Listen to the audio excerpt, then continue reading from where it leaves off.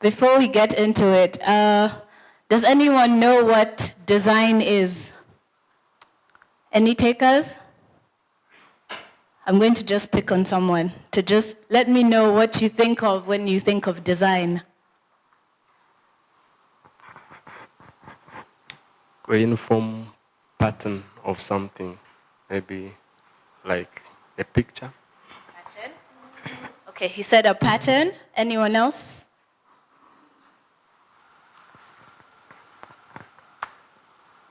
When I think about a design, I think about art. It could be a pattern, it could be something else, but I think about art. Yeah. One more person.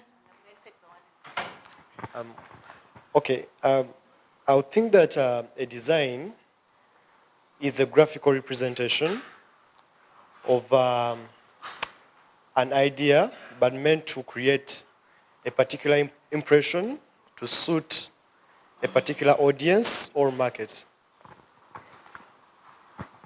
Okay, so I can see from our lawyers that everyone thinks they're not designers because they keep describing art and patterns. I don't know how often you deal with them.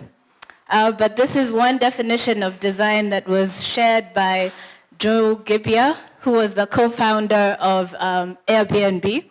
He said, design is not just about how something looks or how it feels, it's also about the experience. So you can see the fast car, you look at it, it looks good, you sit in it, it feels good, but then when you drive it and you change those gears, that experience describes like the highlight of design. So what is design thinking? Design thinking is the way we can frame a problem, and the better we frame the problem, the better our solution. So here's a formal definition. It says it's a systematic process that draws upon logic, imagination, intuition, and systemic reasoning. And there's a process to this design thinking. This is how many of our innovators came up with projects. And it involves 5 steps. We begin with empathizing, and I'll go over these in more depth. Then we define the problem. We ideate solutions, prototype, and finally test.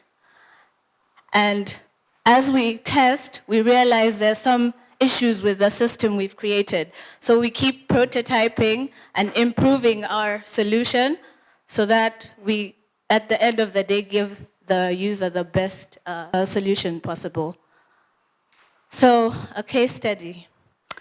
How many of you have been to a police station? Or at least seen one? Are you guys Ugandans? I always get stopped by traffic police. I don't know if I'm the only one who's seen the inside of a police station. But now, this will be more difficult if you haven't been to a police station. I want you to imagine the room you're sitting in was a police station. What do you see? I'm going to pick on someone. What do you see? I see suspects.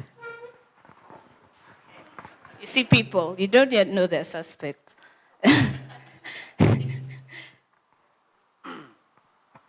I see old benches and dirt all over the walls. Very good. I see that too. I see police officers around that are in charge of the police station. I also see like old desks and papers everywhere. I see a file, old files, and use the pens. Okay. Do you like what you see? Hands up if you like what you see when you go to the police station. Hands up who doesn't like what they see when they go to a police station. Yeah. And that's what the problem is, right? The problem is that we don't like what we see, so we want to create a solution. So we ask ourselves, how might we redesign a space from the perspective of both the provider and the community? Because we have to take into consideration the two users of the police station. The police station is used by both the police and the community. So how do we go about this process? We start by empathizing. So empathizing is our way of connecting with the user, getting into their environment, into their space, and understanding how they relate to this environment. For example, this is a project that we had here at the Run Lab. The innovators are just here. And they were trying to develop an antenatal care monitoring system that could reach hard-to-reach places.